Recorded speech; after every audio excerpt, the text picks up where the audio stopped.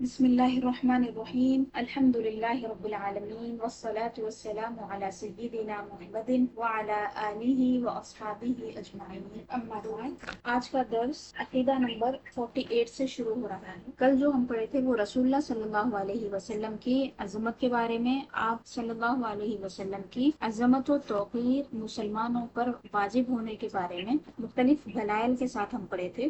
اب ہمارا یہ جو عقیدہ آ رہا ہے یہ بھی بہت اہم ترین عقیدہ ہے۔ اللہ تعالیٰ نے رسول اللہ صلی اللہ علیہ وسلم پر صلاۃ و سلام بھیجنے کا حکم دیا ہے مسلمانوں کو، لہٰذا جیسے ہی رسول اللہ صلی اللہ علیہ وسلم کا ذکر مبارک ہوتا ہے، اگر کوئی حضور کا نام مبارک سنتا ہے یا آپ کا ذکر سنتا ہے تو اس پر درود پڑھنا واجب ہو جاتا ہے۔ حضور اکرم صلی اللہ علیہ وسلم کی تعظیم و توقیر جس طرح اس وقت تھی کہ حضور اس عالم میں ظاہری نگاہوں کے سامنے تشریف فرما تھے صلی اللہ علیہ وسلم، اب بھی اسی طرح فرض اعظم ہے۔ اسی لیے جب بھی ہم رسول اللہ صلی اللہ علیہ وسلم کا ذکر کرتے ہیں تو کیا بولتے ہیں؟ ہم حضور ایسے ہیں، تھے نہیں بولتے۔ کبھی کبھی اگر کوئی بول بھی رہا ہے اور بے ادبی کے ساتھ نہیں بول رہا تو پھر بھی ہم اس کو مانیں گے، لیکن بعض لوگ کیا اس طرح باور کرانا چاہتے، اس طرح بتانا چاہتے کہ رسول اللہ صلی اللہ علیہ وسلم وصال فرما گئے، اور جس طرح جو لوگوں کا انتقال ہو جاتا ہے ان لوگوں کی طرح رسول اللہ صلی اللہ علیہ وسلم کا ذکر کرتے ہیں، تو یہ بے ادبی ہے۔ تو حضور کی تعظیم و توقیر جس طرح صحابہ کرام نے کی تھی اسی طرح ہمیں بھی کرنا ہے، کیونکہ آیتیں جب نازل ہوئی تھی تو وہ آیتیں ابھی بھی باقی، صحابہ کے لیے اگر وہ آیتیں آئی تھی تو ہمارے لیے بھی وہ آیتیں آئی تھی، ہم بھی ان آیتوں کی تلاوت کر رہے ہیں۔ یا ایھا الذین آمنوا صلوا علیہ وسلموا تسلیما کی جو آیت مبارکہ ہے، تو اللہ تعالیٰ نے کیا فرمایا؟ اے ایمان والو تم بھی صلات بھیجو اور رسول اللہ کی بارگاہ میں سلام پیش کرو۔ صلات اور سلام دونوں کا حکم دیا اللہ تعالیٰ نے، تو صحابہ کرام رسول اللہ صلی اللہ علیہ وسلم کی بارگاہ میں صلات و سلام پیش کرتے تھے۔ اب یہ قیامت تک آیت مبارکہ پڑھی جائے گی، قیامت تک آیت پڑھی جائے گی اور سب کے لیے وہ حکم رہے گا، یعنی جو بھی داخل اسلام ہوا، جو بھی ایمان والا ہے اس کے لیے یہ حکم۔ اب اور ایک آیت میں آپ کو بتاتی ہوں، اللہ تعالیٰ فرماتا ہے کہ تمہارے بیچ میں اللہ کے رسول، اے ایمان والو، اللہ تعالیٰ ایمان والوں سے مخاطب ہو کے فرماتا ہے کہ تمہارے بیچ میں اللہ کے رسول۔ تو دیکھیے آیت مبارکہ کیا ہے؟ وَكَيْفَ تَكْفُرُونَ وَأَنْتُمْ تُتْلَى عَلَيْكُمْ آيَاتُ اللَّهِ وَفِيكُمْ رَسُولُهُ، سورہ آل عمران کی آیت ہے 101۔ تم کیسے جھٹلاتے ہو آیتوں کو اس حال میں کہ تمہیں آیتیں پڑھ کر سنائی جاتی ہیں اور تمہارے درمیان اللہ کے رسول ہیں۔ تو مفسرین نے کیا فرمایا؟ تمہارے درمیان اللہ کے رسول ہیں کا مطلب کیا ہے؟ ایسا نہیں ہے کہ صحابہ کے لیے یہ آیت تھی، یہ آیت اب اٹھ گئی، منسوخ ہو گئی، نہیں۔ جب اگر فرمایا تھا کہ تمہارے بیچ میں اللہ کے رسول ہے، اب بھی تمہارے بیچ میں اللہ کے رسول ہے، بظاہر تمہاری آنکھوں کو نہیں دکھ رہے ہیں، ظاہری اعتبار سے موجود نہیں ہیں، لیکن اللہ کے رسول تمہارے بیچ میں ہیں۔ اللہ کے رسول کی شریعت ہے، اللہ کے رسول کی کتاب ہے، اللہ کے رسول کی حدیث ہے، سنت ہے، شریعت ہے، فقہ ہے، سب موجود ہے۔ تو رسول اللہ صلی اللہ علیہ وسلم کو جو ہم حضور بولتے، لفظ حضور کا معنی کیا ہے؟ حاضر جاننا، حضوری کی کیفیت کو سمجھنے کے لیے ہم حضور کہتے ہیں صلی اللہ علیہ وسلم۔ تو جس طرح رسول اللہ صلی اللہ علیہ وسلم کی تعظیم و توقیر آپ کے اس روئے زمین پر ظاہری اعتبار سے موجود ہونے کے وقت کی جاتی تھی، اسی طرح قیامت تک کی جائے گی۔ ہر زمانے میں حضور کی تعظیم و توقیر ہوئی اور کی بھی جائے گی، تو ہمارے اوپر بھی اسی طرح فرض ہے جس طرح صحابہ پر تھی۔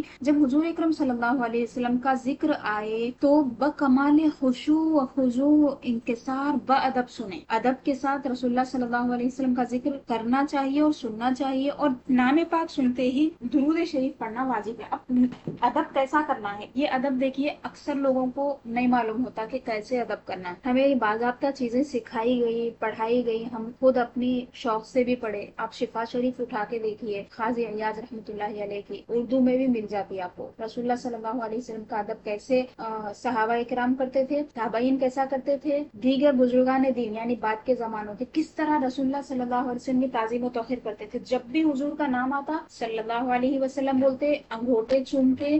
انگوٹے چومنا تو ہے ایک بار، اب اور آپ دیکھیے اگر بیٹھے ہوئے ہیں ادب سے ٹھہر جاتے، پیر اگر پھیلے ہوئے اگر کوئی ایک دم ذکر کر دیا خریب، ویسے تو ایسے مواقع پہ کرنا ہی نہیں چاہیے جب ہم بے ادبی سے بیٹھے ہوئے، آرام سے مطلب چھپ جیسے بیٹھے ہوئے رہتے۔ رسول اللہ صلی اللہ علیہ وسلم کا ادب کے بالکل خلاف ہے۔ لوگوں کو کیا رہتا، اللہ کا ذکر بھی ہو جاتا، رسول اللہ صلی اللہ علیہ وسلم کا ذکر مبارک ہو جاتا، لیکن اب ایسے بیٹھے ہوئے رہتے، حدیث شریف میں ایسا ہے نہیں بول کے حدیث بھی سنا لیتے۔ تو حدیث شریف کا بھی مکمل ادب ہونا چاہیے، حضور کا اس میں مبارک کا بھی ادب ہونا چاہیے، اور لباس بھی اگر ایسا آپ پہنے ہوئے ہیں جس میں آپ نماز میں نہیں جا سکتے تو ویسے لباس میں بھی ذکر نہیں کرنا چاہیے. یہ سب چیزیں ادب میں آتی ہیں. طہارت کے ساتھ بالکل آپ کے سر پہ ٹوپی ہو اگر مرد ہو تو، یا پھر عورت ہو تو سر پہ اوڑھنی ہو. اس کے بعد رسول اللہ صلی اللہ علیہ وسلم کے نام کا ذکر کرنا اسم مبارکہ. تو بہت ہی ادب، حتیٰ کہ بزرگان دین کا طریقہ یہ تھا کہ طریقہ کیا، ان کی کیفیت یہ ہوتی تھی کہ جب بھی رسول اللہ صلی اللہ علیہ وسلم کا ذکر آتا تو ایک دم کیفیت ان کی بدل جاتی، آنکھوں سے آنسو رواں ہو جاتے، کیفیت بدل جاتی تھی، حالت بدل جاتی تھی. اور کیوں ہوتا تھا، یہ وجہ کیا تھی؟ رسول اللہ صلی اللہ علیہ وسلم سے انتہائی محبت کی وجہ سے ایسا ہوتا تھا. آپ کے جو ظاہری اعتبار سے ہماری دوری ہے بظاہر، تو اس کی ایک محبت کرنے والے کو جو تکلیف ہوتی ہے وہ چیز ایک دم ابھر کے آتی کہ ہم حضور کے زمانے میں کیوں نہیں. اور بھی بہت ساری چیزیں ہیں جو ایک محبت کرنے والا سمجھتا. تو حضور کی ذکر کے وقت پوری کیفیت بدل جاتی، چہرے کا رنگ بدل جاتا، اس طرح کی کیفیات ہوتی تھی. اللہم صلی علی سیدنا و مولانا محمد معدن الجود والکرم وآلہ الکرام وصحبہ العظام وبارک وسلم. رسول اللہ صلی اللہ علیہ وسلم سے محبت کی علامت یہ ہے کہ بکثرت ذکر کرے. علامت کیا ہے؟ اب کیسے سمجھا جائے کہ میں محبت کرتا ہوں یا نہیں، میں محبت کرتی ہوں یا نہیں. محبت کون سی بھی چیز اس کی علامتوں سے پہچانی جاتی ہے. کسی بھی چیز کو ہم علامات سے پہچانتے ہیں. تو اب محبت کی بھی کوئی علامتیں ہیں جس کے ذریعے محبت پہچانی جاتی ہے. تو آپ اس طرح دیکھیں کہ آپ کثرت سے اگر رسول اللہ صلی اللہ علیہ وسلم کا ذکر کرتے ہیں، آپ کی سیرت مبارکہ کے مختلف گوشے آپ وقتاً فوقتاً بیان کرتے ہیں، اگر رسول اللہ صلی اللہ علیہ وسلم پہ آپ دن میں اکثر درود پڑھتے رہتے ہیں، حضور کے واقعات بیان کرتے ہیں، آپس میں بچوں سے اسی طرح وہ کتابیں پڑھتے ہیں جو حضور کی سیرت کے بارے میں ہے، یا پھر رسول اللہ صلی اللہ علیہ وسلم کی حدیث پڑھتے ہیں، یا قرآن مجید کی آپ تلاوت کرتے ہیں. تو یہ چیزیں کیا ہے؟ حضور کا کثرت سے ذکر کرنا یہ محبت کی پہلی علامت. اور درود شریف کی کثرت کرے یہ بھی علامت ہے. اور نام پاک لکھے تو اس کے بعد صلی اللہ علیہ وسلم لکھے. مکمل درود لکھنا ہے. درود پڑھنے کی جو فضیلت ہے، درود لکھنے کی بھی وہی فضیلت ہے. بعض لوگ براہ اختصار صاد لام عین میم یا صاد لکھتے ہیں، جس طرح رضی اللہ عنہ کو ریضاد لکھتے، رحمت اللہ علیہ کو ریحہ لکھتے، لیکن درود میں اس طرح بھی کر دیتے ہیں. تو یہ بے ادبی ہے، یہ محض ناجائز و حرام ہے. اس کا کوئی مطلب اور معنی نہیں نکلتا. مختصراً اس طرح کے درود نہیں لکھنا چاہیے.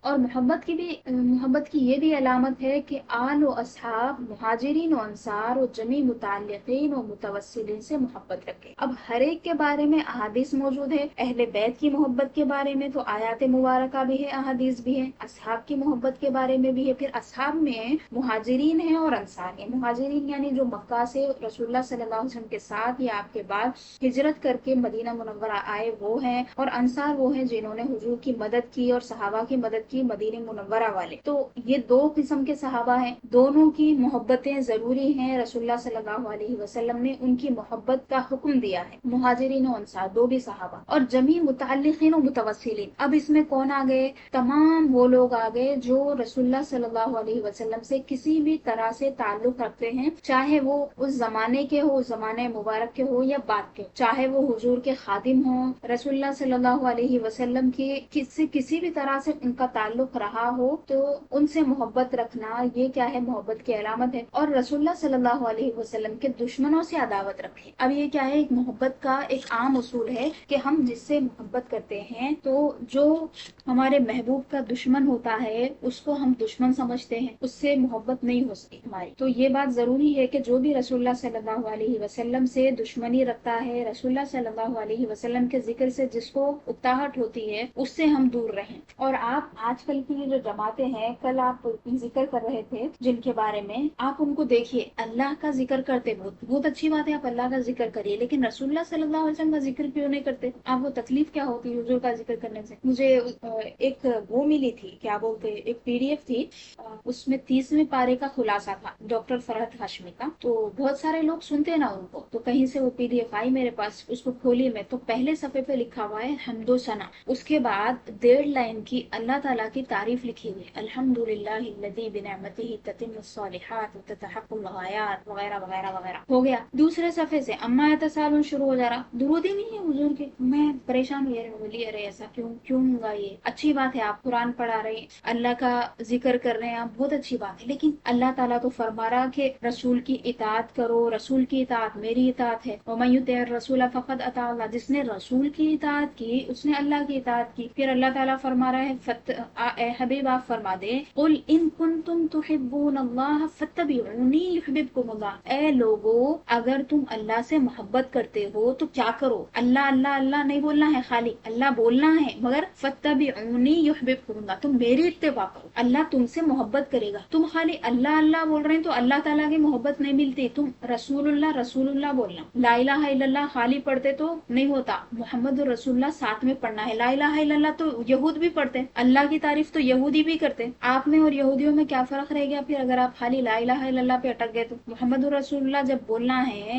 آپ جب یہ کلمہ پڑھ کے داخل اسلام ہوئے تو آپ اللہ کی تعریف جب بھی کریں رسول اللہ کا ذکر کریے. آپ بچوں کو جب پڑھا رہے ہیں تو پہلے صفحے پہ مطلب حمد لکھے ہوئے 2 لائن کی اچھا دکھا، مگر درود غائب ہے وہاں سے. آپ کون سی بھی کتاب اٹھا کے دیکھ لیجیے، تفسیر کو دیکھیے، احادیث کی کتابوں کو دیکھیے، فقہ کی کتابوں کو دیکھیے، کوئی بھی کتاب آپ دیکھ لیجیے، پہلے بسم اللہ ہوتا، حمد ثنا، اس کے بعد صلاۃ و سلام، اوپر سے لے کے نیچے تک. صحابہ نے جو کتابیں لکھی، ان کے جو مدون کی ہوئی کتابیں تھی حدیث کی، وہ زمانے سے آپ دیکھ لیں کسی نے صرف اللہ تعالیٰ کا ذکر نہیں کیا، اللہ کے ذکر کے ساتھ رسول اللہ صلی اللہ علیہ وسلم کا ذکر کیا. تو یہ جو خرابی ہے یہ فرقوں کی بڑی خرابی یہ ہے کہ ان کو رسول اللہ سے لینا دینا نہیں رہتا. ہاں ذکر کرتے جہاں کیونکہ بھاگ نہیں سکتے، تو جہاں پہ آیتیں آئیں گی تو بھونڈے سے انداز میں اے رسول تم فرما دو، اس طرح کے موٹے موٹے ترجمے کر کے نکل جائیں گے. نہ ادب رہیں گا نہ قاعدہ. اللہ تعالیٰ تو بار بار رسول اللہ صلی اللہ علیہ وسلم کا ذکر جب بھی فرما رہے ہیں ایسے ادب سے فرما. اللہ تعالیٰ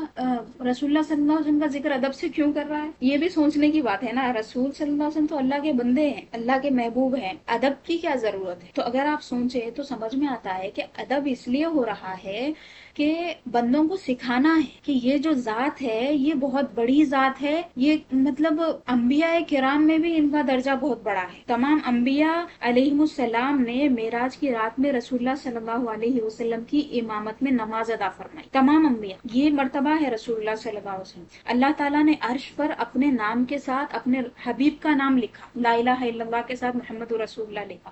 آدم علیہ السلام نے آپ کے وسیلے سے توبہ کی اور توبہ قبول ہو گئی. تو یہ چیزیں وہ ہیں جو اہل سنت والجماعت بیان کرتے ہیں، ان کو سب بھول جاتی ہے یہ چیز. ان لوگوں کو صرف لا الہ الا اللہ یاد رہتا، محمد رسول اللہ دوسرا حصہ یاد ہی نہیں رہتا. یعنی ان کی گاڑی ایک ٹائر پہ چلتی سمجھیے، دوسرا نہیں ہے ان کے پاس. اللہ محفوظ رکھے. تو رسول اللہ صلی اللہ علیہ وسلم کا ذکر مبارک کرنا، اور جو لوگ رسول اللہ صلی اللہ علیہ وسلم سے عداوت رکھتے ہیں یا جن کے دل میں کھوٹ ہے ان لوگوں سے دور رہنا، یہ بھی محبت کی علامت ہے. یہ مطلب کتنی خرابی ہے کہ جن کو رسول اللہ صلی اللہ علیہ وسلم سے محبت ہے، جو یہ رٹا زبان پہ لگا ہوا ہے کہ رسول ہماری طرح بشر ہے. دیکھو بلکہ آیت پڑھتے انما انا بشر مثلکم یوحی الی، آیت میں بھی آپ کو پڑھ کے سنائی. میں نے آپ کو کیا بتایا؟ یہ دوبارہ سے میں آپ کو بتا رہی ہوں کس موقع پہ آیت نازل ہوئی، کیوں آیت نازل ہوئی. ایسے واقعات رسول اللہ صلی اللہ علیہ وسلم سے رونما ہوتے تھے، ایسے معجزات حضور ظاہر فرماتے تھے کہ لوگ پاگل ہو جاتے،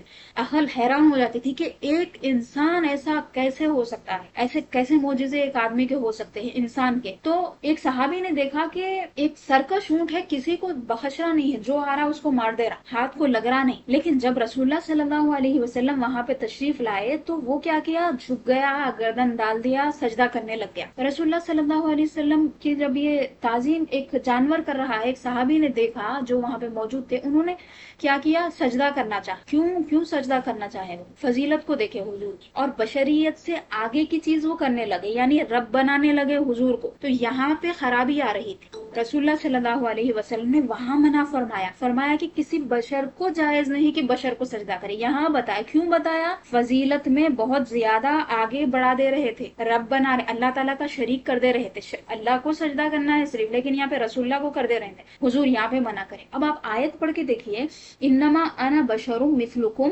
میں ایک بشر ہوں، یعنی انسان بنا کر پیدا کیا گیا ہوں، مثلکم تمہاری طرح، بشر ہونے میں، دیکھنے میں. اس کے بعد کیا فرمایا؟ آیت کا دوسرا حصہ حصہ نہیں پڑھ کے سناتے یہ یوحا الیہ، یوحا الیہ میری جانب وحی آتی ہے. دونوں بھی بشر ہیں بظاہر، لیکن یہ جو بشر عظیم ہیں یہ ایسے ہیں جن کی طرف اللہ کی وحی آتی ہے. اب آپ جو یہ رٹا لگا رہے ہیں، بار بار بولتے رہتے. ابھی کل ایک کوئی بولے تھے، دیکھیے نماز ایسی پڑھو جیسے میں نماز پڑھ رہا ہوں. حدیث صحیح ہے، ہماری بھی دلائل میں سے ہے، صلو کما رأیتمونی اصلی.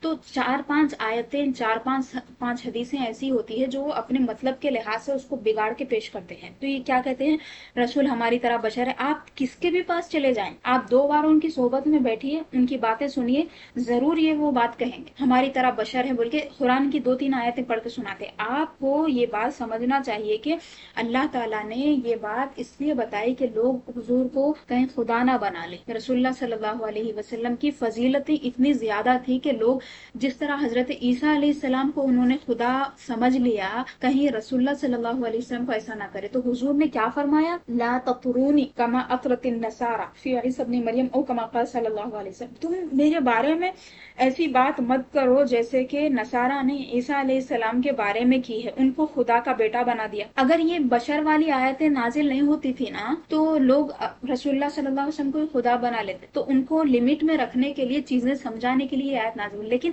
یہ لوگ جو حضور کو بشر بشر بشر کہہ کے تنقید شان کرتے ہیں، وہ لوگ کیسے ہیں.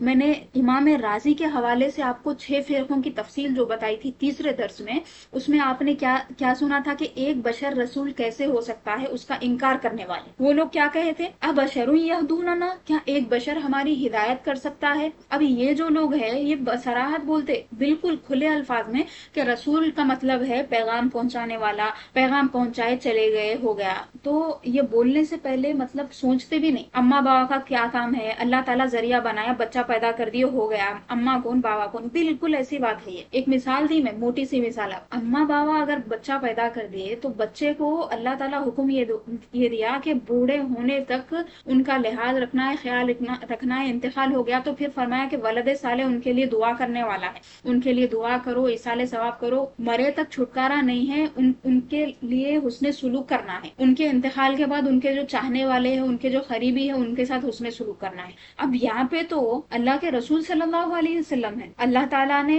جن کے ذریعے سے ہدایت دی ہے، جن کے ذریعے سے اپنا کلام نازل فرمایا، ہم تک پہنچایا ہے اپنا پیغام، ہر اعتبار سے دنیا میں بھی نجات کا ذریعہ بنے رسول اللہ صلی اللہ علیہ وسلم، اور آخرت میں بھی نجات کا ذریعہ آپ ہی ہوں گے. اور اگر آپ غور کرنے بیٹھیں تو اللہ تعالیٰ کی سب سے بڑی نعمت ایک انسان پہ رسول اللہ صلی اللہ علیہ وسلم کی نعمت ہے. حضور صلی اللہ علیہ وسلم کو بھیج کر، آپ کے ذریعے ہدایت دے کر، آپ کے ذریعے کتاب کا اور سنت کا علم دے کر اللہ تعالیٰ نے انسان کو انسان بنایا، ورنہ انسان نہیں ہوتا. یہ سب نعمتیں بھول جاتے ہیں. وجہ کیا ہے، آپ سوچئے یہ باتیں اس طرح کیوں کرتے ہیں، دل میں کہیں نہ کہیں کھوٹ ہے ان کے. تو ایسے لوگوں کی صحبت سے بچنا بہت ضروری ہے. اور حضور کا ذکر ایسے کرتے ہیں جیسے مطلب کوئی ایک عالم دین ہے، یعنی تھوڑا سا جاننے والا ہے، علم والا ہے، اس کا ایک مفتی ہے، یا پھر ایک کوئی اسکالر ہے، یا آپ سمجھ لیجئے یا کوئی بھی ڈاکٹر ہے، انجینئر ہے. تو یہ جو لوگ مانے ہوئے پہچانے ہوئے ہوتے نا سماج میں، ان کا ذکر کیسا ہوتا ویسا ذکر کرتے رسول اللہ صلی اللہ علیہ وسلم کا، انبیاء کا، اولیاء کا. تو یہ بے ادبی والے جتنے لوگ ہیں ان سے بچنا ضروری ہے. یہ چھپے ہوئے دشمن ہیں اللہ اور اس کے رسول. جو ادب کرنے والا ہے ان کے ساتھ رہیے، ان کو سنیے. اور یہ جتنی جو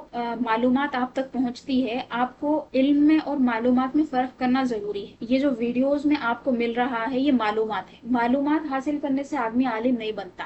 یہ جو علم ہوتا ہے، آپ جو اب یہ کتابوں سے اور یہ دروس سے حاصل کر رہے ہیں، یہ علم ہے. علم کیا ہوتا ہے، یہ ایک پروسیسڈ نالج رہتی. یہ خالی اٹھائی کی ادھر ادھر کی باتیں نہیں رہتی. یعنی ایک جس طرح روٹی بننے کے 25 مرحلے ہیں، اس کے بعد جا کے روٹی بنتی. تو آپ وہ روٹی کھاتے، کچے گیہوں آپ نہیں کھاتے، کچے صرف آپ کیا بولتے گوندا ہوا آٹا نہیں کھا سکتے. اسی طرح آپ یہ جو ریلز میں ویڈیوز دیکھ رہے ہیں، یا پھر کون سے بھی آدمی کو اٹھا کے آپ جو سن رہے ہیں نا، یہ وہی ہے. باضابطہ کوئی پڑھا ہوا عالم نہیں ہے تو اس سے آپ علم حاصل کرنا بہت خطرناک چیز ہے، زہر کھانے کے برابر ہے. علم کو علماء کرام نے مختلف مراحل سے گزار کر اس کے مطلب پروسیسنگ ہوئی اس کی، پھر جا کے وہ فقہ بنی، پھر جا کے وہ تصوف بنا، پھر کیا ہوا وہ علم حدیث بنا، علم تفسیر بنا، علم کلام بنا، علم عقائد بنا. تو وہ جو ہے وہ علم آپ کو مل رہا. صرف معلومات تو کوئی بھی دے سکتا، گوگل بھی آپ کو معلومات دیتا. گوگل کو آپ آپ عالم بول سکتے کیا؟ معلومات اس کے پاس بہت زیادہ ہے لیکن وہ عالم نہیں. تو آپ کو گوگل نہیں بننے کا ہے, آپ ایک عالم بننا. معلومات اکٹھا کر لینا, 25 PDF ڈاؤن لوڈ کر لے رہے ہیں آپ, ویڈیوز دیکھ لے رہے ہیں, کچھ بھی نہیں ہوتا جمع کر لینے. تو اپنے آپ کو ایسے لوگوں سے بچانا بہت ضروری ہے. اللہ تعالیٰ ہمارے عقیدوں کی حفاظت فرمائے اور اللہ تعالیٰ کے جو محبوب بندے ہیں اللہ تعالیٰ ان کے ساتھ رکھے اور دشمنوں سے ہماری حفاظت فرمائے, اللہ ان کو ہدایت دے. اب دیکھیے حضرت آگے کیا لکھ رہے ہیں, حضور اکرم صلی اللہ علیہ وسلم کے دشمنوں سے عداوت رکھے اگرچہ وہ اپنا باپ یا بیٹا یا بھائی یا کنبے کے کیوں نہ. اللہ اکبر. سورہ توبہ کی آیت مبارکہ میں اس کی تفصیل آئی ہے اور یہ سب واقعات حضور کی سیرت مبارکہ میں ملتے ہیں اور قیامت تک ملتے رہیں گے ایسے واقعات. اب دیکھیے یہ زمانے میں بھی جو لوگ داخل اسلام ہوتے ہیں ان کے والدین ان کے ساتھ برا سلوک کرتے ہیں, پورا معاشرہ ان کے خلاف ہو جاتا ہے, لیکن اللہ اور اس کے رسول کی محبت کی خاطر وہ اپنے والدین کو, گھر والوں کو, سب کو چھوڑ دیتے ہیں. لیکن ویسے میں بھی اللہ تعالیٰ نے والدین کے ساتھ حسن سلوک, دنیاوی اعتبار سے حسن سلوک کرنے کا حکم دیا, باقی معاملات میں ان کی بات نہیں سننا, جیسے شرک کا وہ حکم دے رہے ہیں اس کو. تو اب دیکھیے کہ کس کس کا ذکر کیا, باپ, بیٹا, بھائی, کنبا یعنی پورا خاندان. اللہ تعالیٰ نے فرمایا یا ایھا الذین آمنوا لا تتخذوا آباءکم واخوانکم اولیاء ان استحبوا الکفر علی الایمان. اے ایمان والو تم اپنے والد یعنی باپوں کو اور اپنے بھائیوں کو اپنا دوست مت بناؤ. کب؟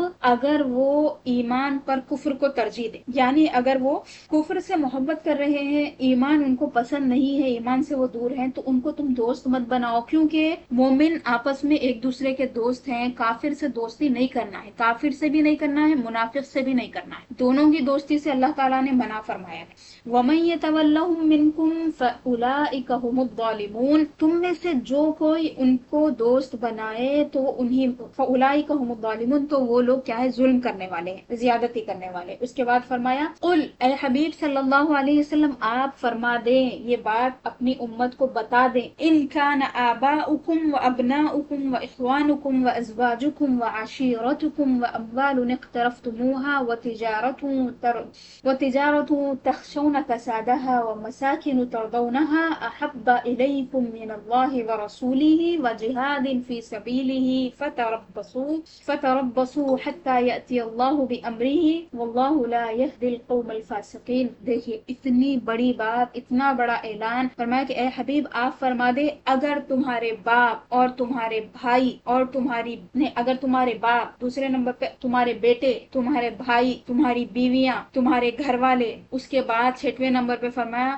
وہ مال جو تم نے بڑی محنتوں سے کمایا ہے, اس کے بعد وہ تجارت, وہ تمہارا بزنس جس پہ تم نے محنتیں لگائی ہیں اور جس کے گھاٹے کا تمہیں ڈر لگا ہوا ہوتا ہے, نقصان کا تمہیں ڈر لگا ہوا ہوتا ہے, اور وہ گھر جو تمہیں بہت پسند ہے, بڑی محنتوں سے بنائے ہیں. فرمایا احب الیکم من اللہ ورسولہ, سب چیزوں کو گن دیا, کوئی بھی چیز نہیں چھوڑی. مال بھی آ گئے, گھر بھی آ گئے, خاندان بھی آ گئے, محبوب, عزیز, اقارب سب آ گئے. فرمایا یہ سب چیزیں اگر تمہارے نزدیک اللہ اور اس کے رسول اور اس کی راہ میں جہاد کرنے سے زیادہ محبوب ہیں. 3 چیزیں فرمائی, اللہ اور اس کا رسول اور اللہ کی راہ میں, رسول کی راہ میں جہاد کرنے سے زیادہ محبوب ہیں. فتربصوا حتى يأتي الله بأمره, تو تم انتظار کرو, وارننگ دی اللہ تعالیٰ, تم انتظار کرو یہاں تک کہ اللہ کا حکم آ جائے. حکم آ جائے یعنی اللہ کا عذاب آ جائے. واللہ لا يهدي القوم الفاسقين, اور اللہ تعالیٰ فاسقوں کو ہدایت نہیں دیتا.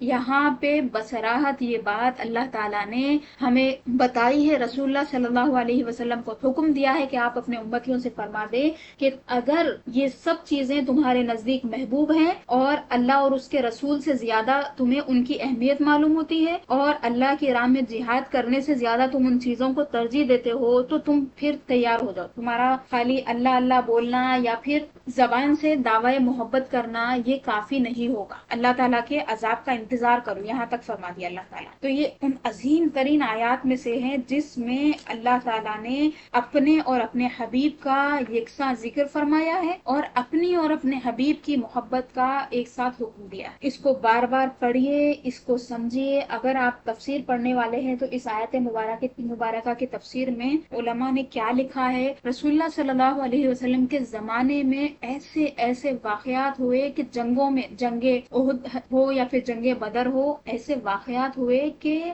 باپ اپنے بیٹے کے مقابل میں آ گیا, بیٹا اپنے باپ کے سامنے آ گیا. کیوں؟ کیونکہ بیٹا مسلمان ہو گیا. رسول اللہ صلی اللہ علیہ وسلم وسلم کے غلام ہو گئے، لیکن باپ داخل اسلام نہیں ہوئے، جنگ ہوئی، اب کیا کریں گے، سامنے آ گئے تو کوئی بھی پرواہ نہیں کی اس کی، باپ بیٹے بھائی بھائی آمنے سامنے ہو، لیکن اس میں بھی رسول اللہ صلی اللہ علیہ وسلم کے اخلاق کریمانہ ایسے تھے کہ صحابی کو منع فرمایا اپنے باپ کو قتل کرنے سے، ان کو ہٹا دیا، یعنی جنگ میں بھی رسول اللہ صلی اللہ علیہ وسلم نے ہمیں احکام دیے، یعنی اخلاق و مروت اور اصول سے ہٹنا نہیں ہے ہر جگہ۔ تو یہ آیت مبارکہ ان عظیم آیات میں سے جس میں اللہ تعالیٰ نے اپنی اور اپنے حبیب کی محبت کا حکم دیا ہے۔ اور ایک پوائنٹ یہاں پہ آپ کو میں بتاتی ہوں، اللہ تعالیٰ نے یہ فرمایا کہ اگر اللہ اور اس کا رسول صلی اللہ علیہ وسلم اور اس کی راہ میں جہاد کرنا تمہارے نزدیک ان سب چیزوں سے زیادہ محبوب نہ ہو تو تم انتظار کرو۔ تو یہاں دیکھیں اللہ تعالیٰ نے کیا فرمایا، وہ جہادن فی سبیلی، اس کی راہ میں جہاد کرنا۔ تو قرآن مجید میں 3-4 جگہ ایسی ہیں جہاں پہ اللہ تعالیٰ نے دونوں کے لیے ایک ضمیر کا استعمال کیا ہے۔ عربی کا ایک قاعدہ میں یہاں پہ آپ کو بتا رہی ہوں کہ یہاں پہ کیا آنا چاہیے تھا، جہادن فی سبیلی یعنی اس کی راہ میں جہاد، اس کی یعنی اللہ کی راہ میں، لیکن یہاں پہ صرف اللہ کا ذکر نہیں آیا، رسول کا بھی ذکر آیا، تو دونوں کے لیے ضمیر کیا آنا تھا، سبیلی ہما آنا تھا نا، سبیلی ہما نہیں فرمایا بلکہ کیا فرمایا، سبیلی ہی، اس کی راہ میں۔ تو اللہ تعالیٰ نے تثنیہ کی ضمیر کی جگہ واحد کی ضمیر لائی یہاں پہ، یعنی رسول اللہ صلی اللہ علیہ وسلم کو اپنے ساتھ ملا لیا اور فرمایا کہ اس کی راہ میں جہاد کرنے سے زیادہ تمہیں یہ سب چیزیں محبوب ہیں تو تم اللہ کے حکم کا انتظار کرو۔ یہ آیت تھی سورہ توبہ کی۔ اب سورہ مجادلہ کی آیت دیکھیے آپ، لا تجد قوم یؤمنون باللہ والیوم الآخر یوادون من حاد اللہ ورسولہ ولو كانوا آباءهم او ابناءهم او اخوانهم او عشیرتهم اولئک كتب في قلوبهم الایمان وأيدهم بروح منه ويدخلهم جنات تجري من تحتها الأنهار خالدين فيها رضي الله عنهم ورضوا عنه أولئك حزب الله ألا إن حزب الله هم المفلحون۔ یہاں پہ فرمایا، اب مومنوں کی بات کی اللہ تعالیٰ نے، اور فرمایا کہ تم ایسی قوم کو نہ پاؤ گے جو اللہ پہ اور آخرت کے دن پہ ایمان رکھتی ہے، وہ ایسا نہیں کرے گی، یعنی کوئی بھی قوم جو اللہ پہ ایمان رکھتی ہے اور آخرت کے دن پہ ایمان رکھتی ہے وہ کیا نہیں کرے گی، جو اللہ اور اس کے رسول سے دشمنی کرتے ہیں ان سے محبت نہیں کرے گی۔ یوادون من حاد اللہ ورسولہ، جو اللہ اور اس کے رسول سے دشمنی کرتے ہیں وہ کیا کریں گے، ان سے دوستی نہیں رکھیں گے، اگرچہ کہ وہ ان کے باپ ہوں، وہ ان کے بیٹے ہوں، یا وہ ان کے بھائی ہوں، یا ان کے خاندان، باپ ہو، بیٹا ہو، بھائی ہو، خاندان کا کوئی بھی فرد ہو، اگر یہ صاحب ایمان ہیں، آخرت پہ ایمان رکھتے ہیں، اللہ پہ ایمان رکھتے ہیں، آخرت پہ ایمان رکھتے ہیں، تو یہ نہ تو اللہ رسول کے دشمنوں سے دوستی رکھیں گے، اور اس کے بعد کیا فرمایا، اولئک کتب فی قلوبہم الایمان وأیدہم بروح منہ، اللہ تعالی یہ وہ لوگ ہیں کہ اللہ نے ان کے دلوں میں ایمان کو ثابت فرما دیا، ایمان ان کے دلوں میں بیٹھ گیا ہے، جم گیا ہے، اب یہ ایمان سے نہیں ہٹ سکتے، کیونکہ سب سے زیادہ جو عزیز ہے باپ بیٹے بھائی خاندان کا کوئی بھی فرد، ان سے زیادہ یہ اللہ تعالیٰ کو اور اس کے رسول کو ترجیح دینے والے ہیں۔ تو یہ وہ لوگ ہیں کہ اللہ نے ان کے دل میں ایمان کو ثابت کر دیا ہے، وَأَيَّدَهُمْ بِرُوحٍ مِّنْهُ، اور اللہ تعالیٰ نے اپنی جانب سے ان کی تائید کی ہے، اللہ ان کی مدد کرتا ہے، اور فرمایا اللہ انہیں ایسی جنتوں میں داخل فرمائے گا، ایسے باغات میں داخل فرمائے گا جن کے نیچے سے نہریں بہ رہی ہوں۔ اس کے بعد فرمایا خالدین فیہا، وہ اس میں ہمیشہ رہیں گے، ایسا نہیں ہے کہ ایک مدت ہے لمیٹڈ، اس کے بعد میں ان کو وہاں سے نکل جانا ہے لذت اٹھانے کے بعد میں، ایک دن یا ایک مہینہ، ایک سال یا پھر 100 سال بھی نہیں، ہمیشہ ہمیشہ کے لیے رہیں گے، وہ نعمت ختم ہی نہیں ہونے والی ہے۔ اس کے بعد فرمایا رضی اللہ عنہم ورضوا عنہ، اللہ تعالیٰ ان سے راضی ہو گیا اور وہ اللہ سے راضی ہو گئے۔ چونکہ یہ آیت ایک خاص سیاق میں نازل ہوئی تھی، یعنی کسی واقعے کے بعد نازل ہوئی تھی، اسی لیے یہاں پہ اللہ ان سے راضی ہوا اور وہ اللہ سے راضی ہوئے جو کہا گیا، یہ صحابہ کرام کے بارے میں آیت نازل ہوئی ہے۔ اس کے بعد فرمایا اولئک حزب اللہ، یہ اللہ کا لشکر ہے، الا ان حزب اللہ هم المفلحون، آگاہ ہو جاؤ کہ یہ اللہ کا جو لشکر ہے یہی کامیاب ہونے والا ہے۔ اس آیت مبارکہ میں ایک دوسری اہم بات یہ سمجھ میں آئی ہمیں کہ اللہ تعالیٰ نے رسول اللہ صلی اللہ علیہ وسلم کے اصحاب کے بارے میں فرمایا کہ اللہ ان سے راضی ہو گیا ہے اور وہ اللہ سے راضی ہو گئے، لہٰذا ہم جب بھی کسی صحابی کا نام لیتے ہیں، ذکر کرتے ہیں تو رضی اللہ عنہ کہتے ہیں، یعنی اللہ ان سے راضی ہو گیا ہے یا اللہ ان سے راضی ہو جائے۔ تو یہ رضی اللہ عنہ کہنے کا جو کانسیپٹ ہے یہ اسی آیت مبارکہ سے آیا، تو اس کی روح سے ہمیں یہ بات بھی سمجھ میں آنا چاہیے کہ کہ صحابہ اکرام رضوان اللہ علیہم اجمعین تمام کے تمام اللہ تعالیٰ کے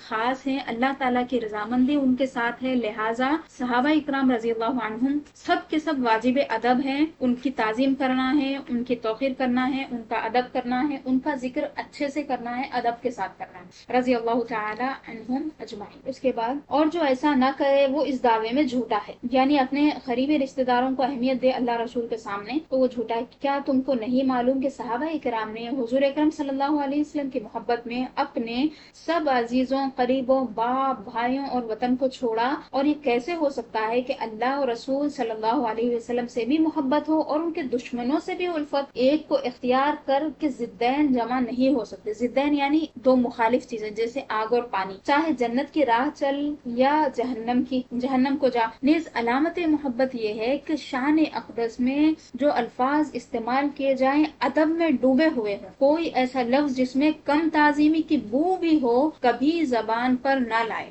اگر حضور صلی اللہ علیہ وسلم کو پکارے یعنی ندا دے تو نام پاک کے ساتھ ندا نہ کرے کہ یہ جائز نہیں، بلکہ یوں کہے یا نبی اللہ، یا رسول اللہ، یا حبیب اللہ۔ یا نبی اللہ یعنی اے اللہ کے نبی، یا رسول اللہ اے اللہ کے رسول، یا حبیب اللہ اے اللہ کے حبیب، اے اللہ کے محبوب، کیونکہ اللہ تعالیٰ نے منع فرمایا ہے کہ رسول اللہ صلی اللہ علیہ وسلم کو اس طرح نہ پکارا جائے جس طرح آپس میں ہم ایک دوسرے کے نام لیتے ہیں۔ بعض لوگ جو ابھی داخل اسلام ہوئے تھے ان کو آداب معلوم نہیں تھے، دیہاتی لوگ تھے جن کو بدو کتابوں میں لکھا ہوتا ہے، یعنی دیہاتی۔ تو آیت مبارکہ نازل ہوئی کہ لا تجعلوا دعاء الرسول بینکم کدعاء بعضکم بعضا، فرمایا کہ اے لوگو تم رسول اللہ صلی اللہ علیہ وسلم کو ایسے نہ پکارو، ایسے نہ ندا دو جیسے آپس میں ایک دوسرے کو ندا دیتے ہو۔ لوگوں کو علم نہیں تھا یا پھر ادب نہیں تھا، باہر ٹھہرتے تھے حجرے مبارک کے باہر اور کہتے تھے یا محمد، اے محمد صلی اللہ علیہ وسلم ذرا یہاں پہ آپ ادھر آئیں، آپ سے بات کرنا، اس قسم کی باتیں وہ کرتے تھے، دیہاتی لوگ تھے۔ تو اللہ تعالیٰ نے ان کو ادب سکھایا اور فرمایا کہ تم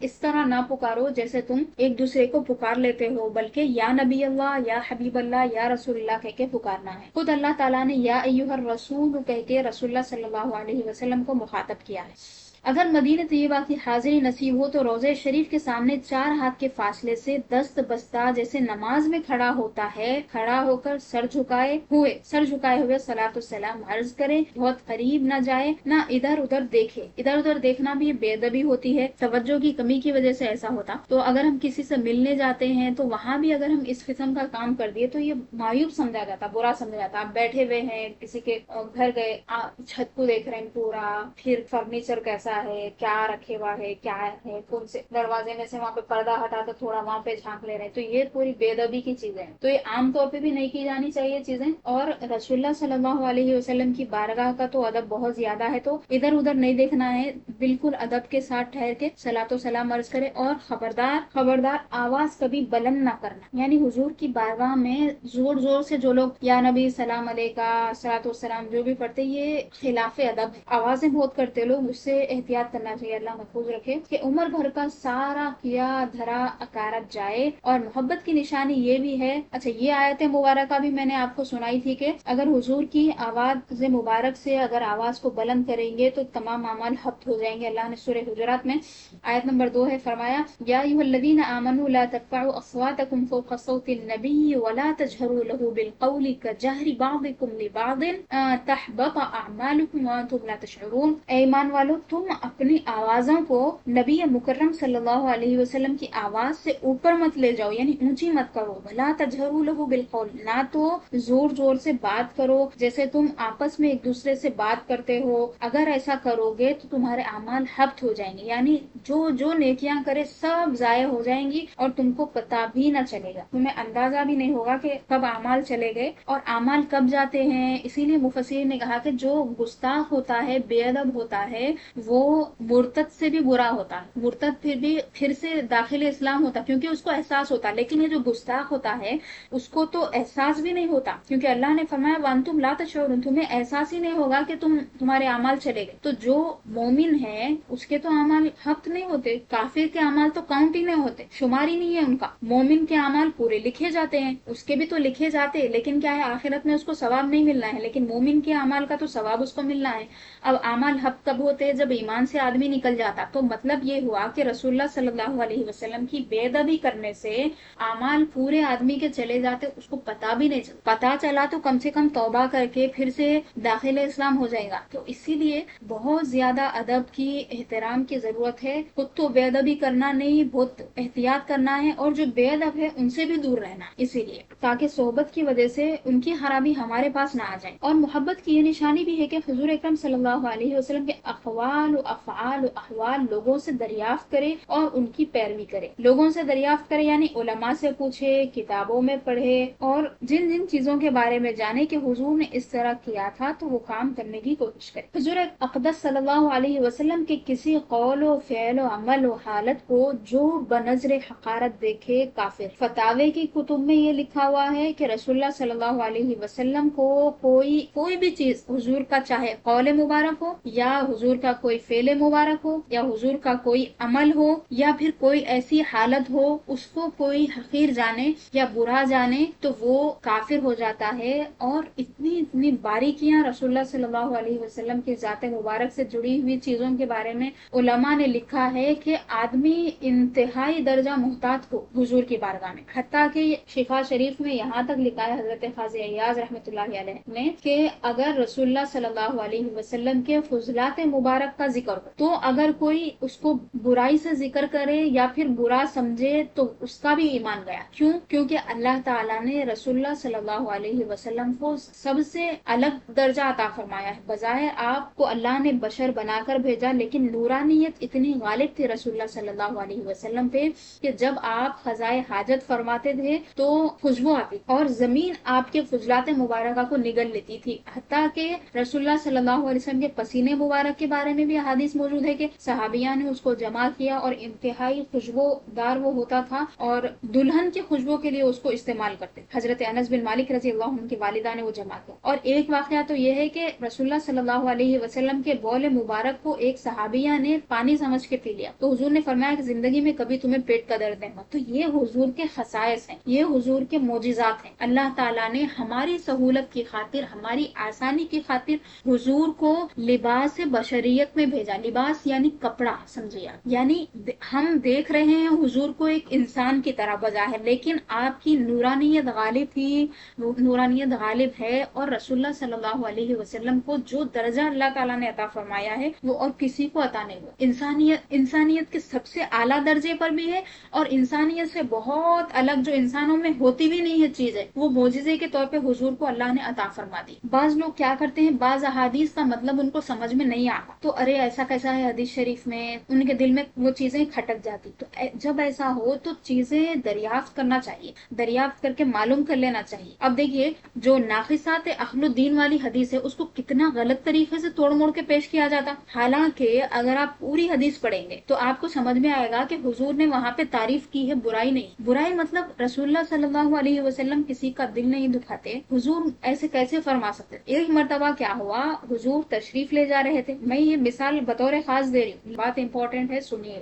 تشریف لے جا رہے تھے, وہاں سے بہت ساری بچیاں تھی, خواتین تھی, وہ جا رہی. پھر حضور کو انہوں نے سلام کیا, بات کی. اس کے بعد حضور اکرم صلی اللہ علیہ وسلم کو انہوں نے بتایا کہ وہ ولیمہ سے واپس ہو رہی ہے, کسی کا نکاح ہوا تھا, اس کے بعد ولیمہ ہوا, وہ ولیمہ سے واپس ہو رہی تھی. تو حضور اکرم صلی اللہ علیہ وسلم نے ان لڑکیوں سے, وہ خواتین تھی, لڑکیاں تھی, رسول اللہ صلی اللہ علیہ وسلم سے محبت کرنے والے تھے, حضور کے امتی تھے, ظاہر سی بات ہے صحابیات بھی تھے وہ. تو حضور نے فرمایا کہ تم نے میری سنت کی محبت کی وجہ سے ولیمہ ولیمے کو اٹینڈ کیا. ولیمے میں کس لیے گئے تھے, پہلے تو ولیمہ ہوتا نہیں تھا, یہ رسول اللہ صلی اللہ علیہ وسلم کی سنت ہے ولیمہ کرنا. تو حضور نے فرمایا کہ میں بھی تم سے, کیا تم مجھ سے محبت کرتی ہو؟ تو انہوں نے کہا کہ یا رسول اللہ ہم آپ سے محبت کرتے ہیں. فرمایا کہ میں بھی تم سے محبت کرتا ہوں. پھر حضور نے فرمایا کہ ما رأیت من ناقصات عقل و دین یذهبن للب الرجل الحازم. اس موقع پہ حضور نے فرمایا, کیا فرمایا کہ میں نے تم سے زیادہ کسی کو نہیں دیکھا, تم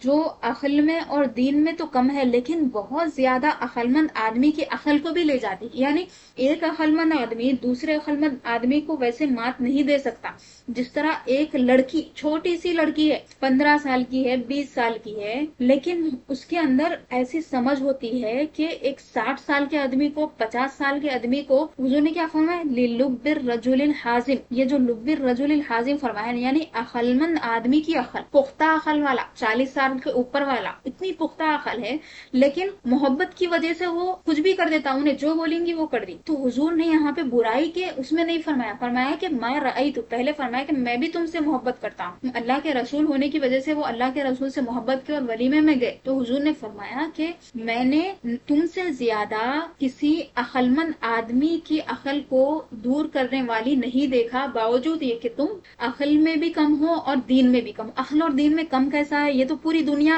کو معلوم ہے. بہت سارے ایسے معاملات ہیں کہ جس میں عورت کی سمجھ ویسی نہیں ہوتی جیسی آدمی کی. بہت سارے میدان ایسے ہیں جس میں عورتیں تیز ہیں، آدمیوں کو وہ سمجھ نہیں آتی. لیکن بہت معاملات ایسے ہیں جس میں اور آدمیوں کی سمجھ زیادہ ہے. عقل کی کمی ان کی یہ ہے کہ جب یہ بھی حدیث شریف میں آیا ہے، صحابہ نے اس کو بیان کیا کہ جب گواہی لی جاتی ہے تو آدمی کی جو گواہی ہوتی ہے وہ ایک آدمی، دو آدمی کی گواہی ہے مثال کے طور پہ، تو دو آدمی کے مقابل میں دو عورتیں نہیں ہیں بلکہ 4 عورتیں ہیں. مثال کے طور پہ کسی کو 2 گواہ نہیں ملے تو اللہ تعالیٰ نے کیا قاعدہ بیان فرمایا، تمہارے لیے 2 گواہ ہونا چاہیے مردوں کے، اگر آدمی نہیں ہے 2 تو ایک آدمی اور 2 عورتیں ہونا چاہیے، مطلب ایک آدمی کے مقابل میں 2 عورتوں کو ٹھہرایا. تو یہ کس لیے ہوتا ہے؟ اس لیے ہوتا ہے کہ وہ جذبات میں آ کے چیزیں بھول جاتی ہے، فوری سے دلیل نہیں دے سکتے. جب پریشان ہوتی نا تو اپنے خلاف بھی دلیل دے لیتی. یہ چیز کو آپ آزما کے دیکھیے. یہ میں نے کسی تفسیر میں پڑھا تھا، ابھی میرے کو نام یاد نہیں آ رہا اس کا، کہ ان کی عقل کا نقص یہ ہے کہ اوَمَن يُنَشَّأُ فِي الْحِلْيَةِ وَهُوَ فِي الْخِصَامِ غَيْرُ مُبِينٍ، یہ آیت مبارکہ ہے. اس کی تفسیر میں مفسرین نے لکھا، لوگ کیا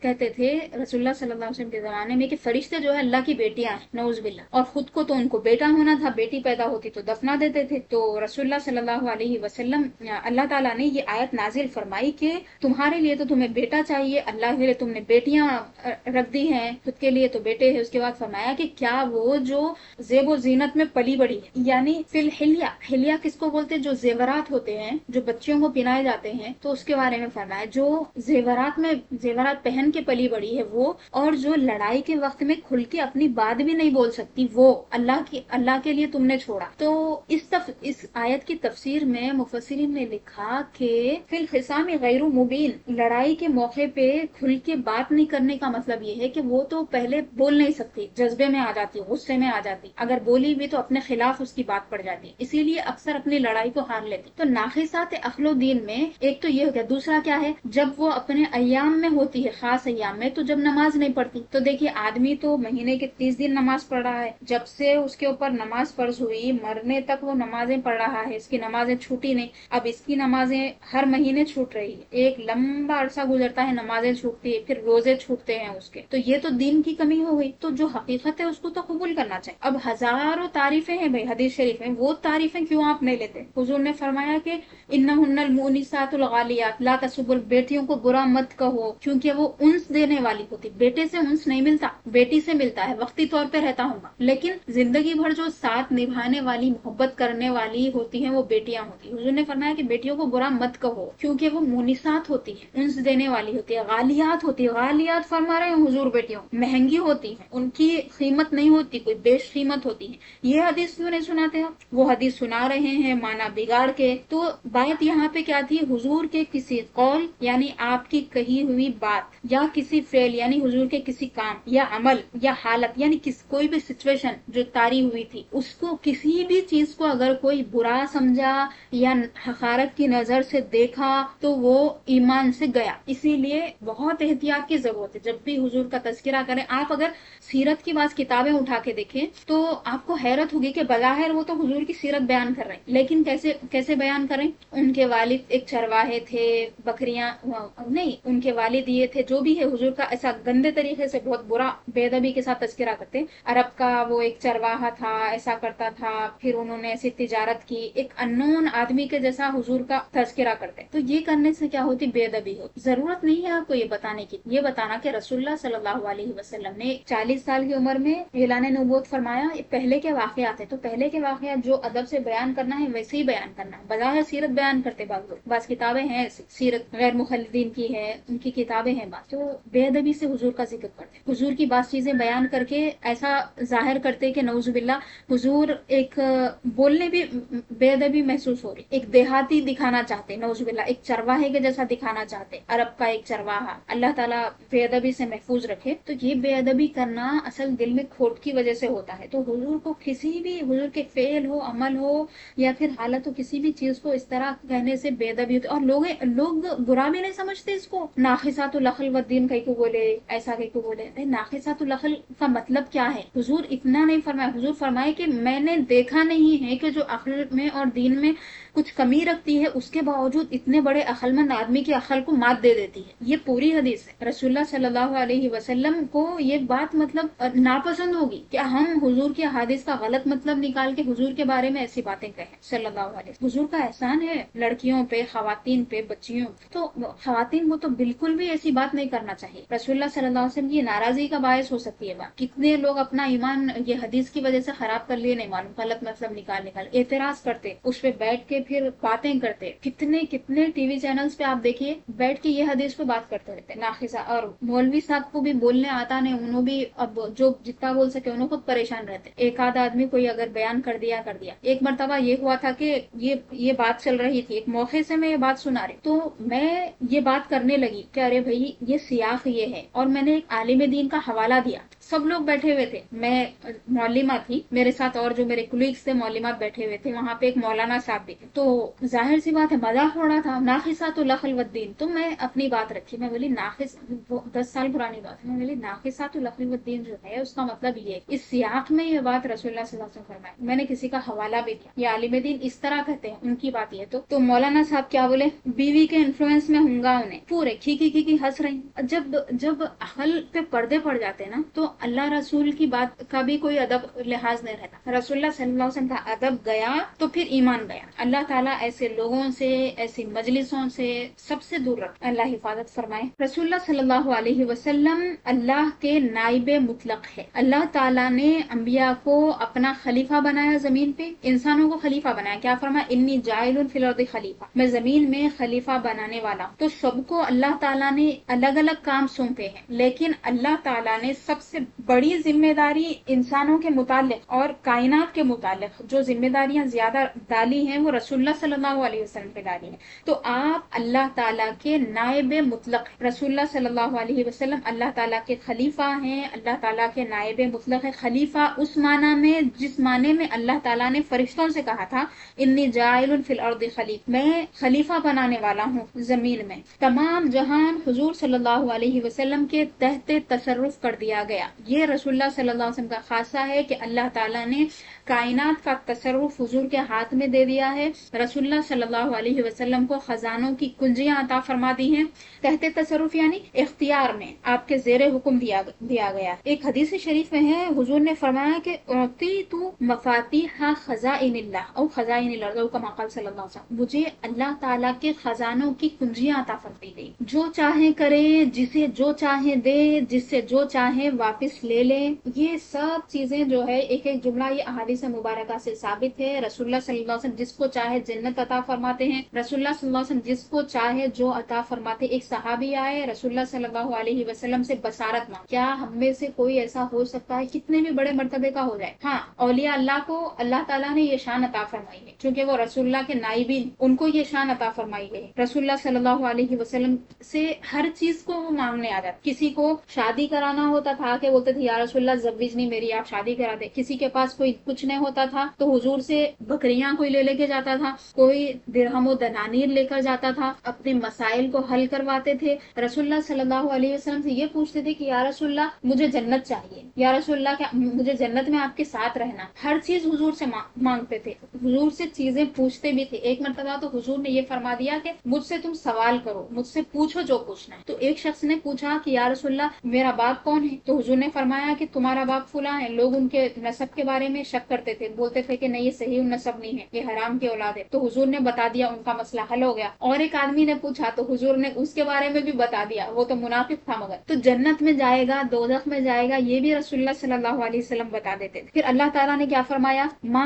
آتاکم الرسول فخذوہ وما نہاکم عنہ فانتہوا، یعنی یہ فرمایا کہ رسول جو تمہیں جو عطا فرمائے وہ لے لو، جو جس سے منع کریں اس سے باز رہو۔ یعنی رسول عطا فرمانے والے ہیں، احکام بھی عطا فرمانے والے ہیں، جو چاہے حضور وہ دینے والے۔ حضور جب دیں تو لے لو، جب کسی چیز سے روکیں تو رکے رہو۔ ایک صحابی کے ہاتھ میں انگوٹھی تھی سونے کی، تو رسول اللہ صلی اللہ علیہ وسلم نے جب دیکھا، پہلے منع فرما دیا تھا، شاید ان کو حکم معلوم نہیں تھا ہوگا، حضور نے وہ انگوٹھی لی اور پھینک دی اور فرمایا کہ میری امت کے مردوں پر سونا اور ریشم حرام ہے، میری امت کی عورتوں پر یہ حلال ہے۔ انہوں نے پھینک دیا، رسول اللہ صلی اللہ علیہ وسلم نے پھینک دیا وہ۔ اب رسول صلی اللہ علیہ وسلم کے تشریف لے جانے کے بعد انہوں نے کیا کیا، ان کے ساتھی جو تھے کہا کہ وہ انگوٹھی اٹھا کے دی، انہوں نے کہا کہ جس کو رسول صلی اللہ علیہ وسلم نے پھینک دیا ہے میں اس کو نہیں لیتا، سونا تھا۔ انہوں نے کہا کہ آپ اپنی اہلیہ کو دے سکتے ہیں، گھر کی عورتوں کو پہنا سکتے ہیں۔ انہوں نے کہا کہ نہیں، حضور نے پھینک دیا ہے، بس پھینک دیا ہے، مجھے نہیں لینا ہے۔ تو یہ ہے ایمان، یہ ہے ایمان کی کیا بولوں میں اس کو، اخلاص جو ہوتا، یہ ہے اس کی پیورٹی، اصل ایمان۔ تو اللہ تعالیٰ نے جو فرمایا کہ ان کے دلوں میں ایمان کو ثبت کر دیا ہے، تو ثبت کرنا یہ کتب فی قلوبہم الایمان، تو ایمان ایسا سب تھا کہ سونا پھینک دیا رسول اللہ صلی اللہ علیہ وسلم، پھر انہوں نے ہاتھ نہیں لگایا۔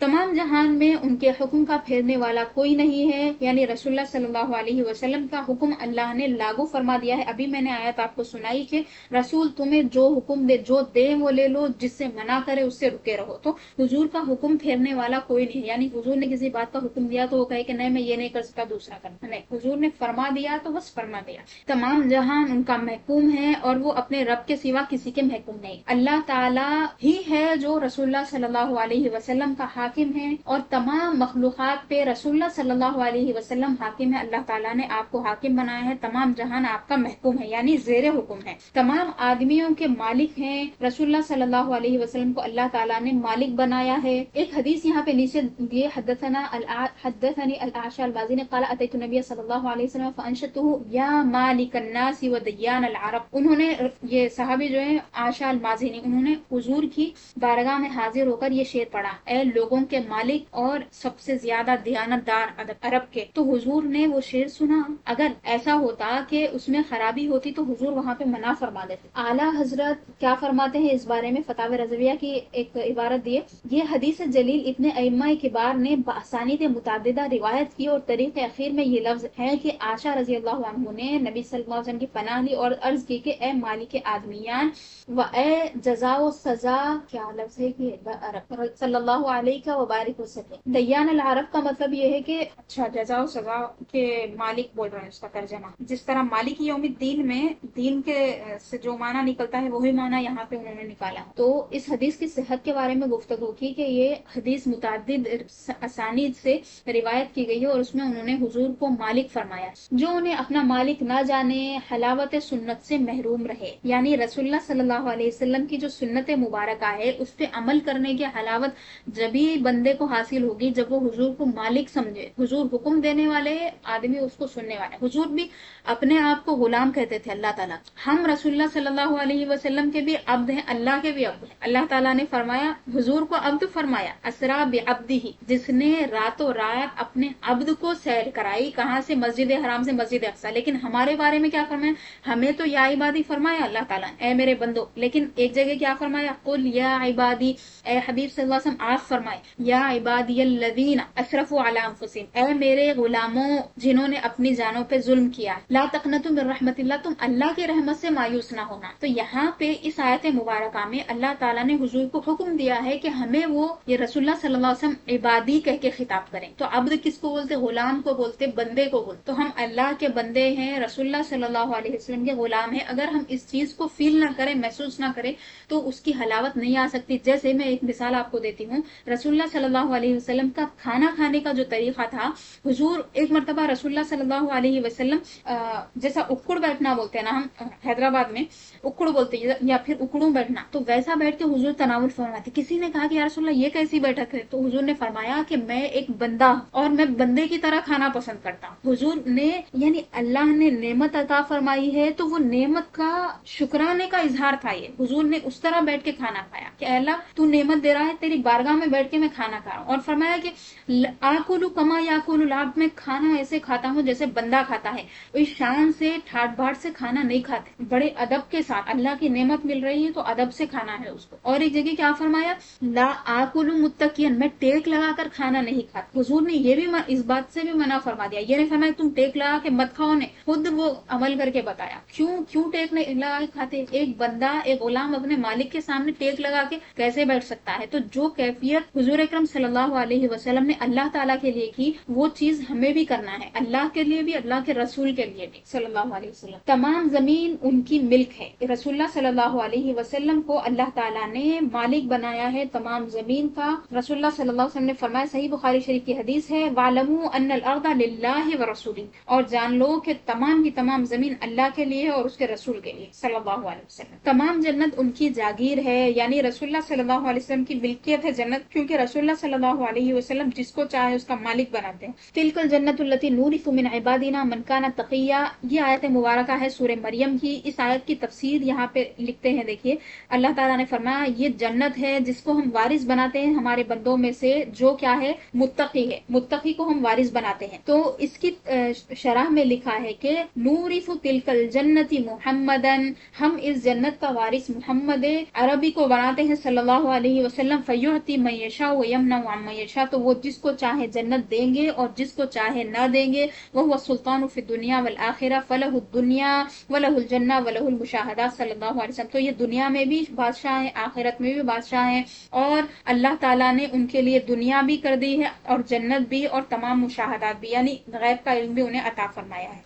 ملکوت السماوات والارض حضور صلی اللہ علیہ وسلم کے زیر فرمان ہے، یعنی آسمانوں اور زمینوں کی جو ملکیت ہے وہ رسول اللہ صلی اللہ علیہ وسلم کے زیر فرمان ہے۔ جیسے آپ شق قمر کا واقعہ دیکھ لیجئے، یعنی آسمانوں پہ حضور کی حکومت، سورج کے پلٹنے کا واقعہ دیکھ لیجئے، یہ بھی آسمانوں پہ حکومت کی بات ہو گئی۔ پھر حضور نے فرمایا کہ لی وزیرانی فی الارض وزیرانی فی السماء، میرے دو وزیر زمین پہ ہے، دو وزیر آسمان پہ۔ زمین پہ وزیر ہے ابو بکر و عمر رضی اللہ عنہ، آسمان پہ وزیر ہے جبرائیل اور میکائیل علیہ السلام۔ تو حضور نے اپنی بادشاہت کا اعلان نہیں کیا، حضور نے اللہ کے نبی ہیں، رسول ہے، یہ بادشاہ سے بہت آگے کی چیز ہے، لیکن حضور نے فرمایا کہ میرے وزیر ہیں، اور وزیر کس کے ہوتے ہیں؟ بادشاہوں کے ہوتے ہیں۔ تو رسول اللہ صلی اللہ علیہ وسلم کو اللہ نے اپنا رسول بنایا، نبی بنایا، تو حضور نے حضرت ابو بکر و عمر کو اپنا خلیفہ بھی بنایا اور اپنا وزیر بھی بنایا۔ تو رسول اللہ صلی اللہ علیہ وسلم کی جو آسمان پہ بادشاہت ہے اس کی مثال میں نے دی، زمین پہ جو بادشاہت تھی اب اس کی مثال آپ یہ لے سکتے کہ پتھر حضور کو سلام کرتے تھے، آپ کا کلمہ پڑھتے تھے، درخت چل کے آتے تھے، پانی آپ کا تابع تھا، آپ کی مبارک انگلیوں سے پانی نکلتا تھا، کھانا عدد میں بڑھ جاتا تھا، جتنا ہوتا تھا بہت زیادہ ہو جاتا تھا۔ اس طرح رسول اللہ صلی اللہ علیہ وسلم کے زیر فرمان اللہ تعالیٰ نے آسمانوں کو اور زمینوں کو کر دیا ہے۔ جنت و نار کی کنجیاں دست اقدس میں دے دی گئی ہے، اللہ تعالیٰ نے دوزخ کی اور جنت کی کنجیاں حضور کے ہاتھ میں دی ہے۔ ابھی میں نے ایک حدیث بھی آپ کو سنائی تھی، رزق و خیر اور ہر قسم کی عطائیں حضور صلی اللہ علیہ وسلم ہی کے دربار سے تقسیم ہوتی ہے۔ حضور اکرم صلی اللہ علیہ وسلم عطا فرمانے والے ہیں، رسول اللہ صلی اللہ علیہ وسلم ہر قسم کی خیر اور ہر قسم کا رزق عطا فرمانے والے ہیں۔ دنیا و آخرت حضور صلی اللہ علیہ وسلم کی عطا کا ایک حصہ ہے۔ احکام تشریعیہ حضور صلی اللہ علیہ وسلم کے قبضے میں کر دیے گئے ہیں کہ جس پر جو چاہے حرام فرما دے اور جس کے لیے جو چاہے حلال کر دیں، اور جو فرض چاہے معاف فرما دے۔ یہ دو تین احادیث مبارکہ، اس کی تشریح میں آپ کو بولنا پڑیں گے انشاءاللہ تعالی، کل میں بتاؤں گی۔ وصلی اللہ تعالی علی سیدنا محمد و آلہ و صحبہ اجمعین، والحمد للہ رب العالمین۔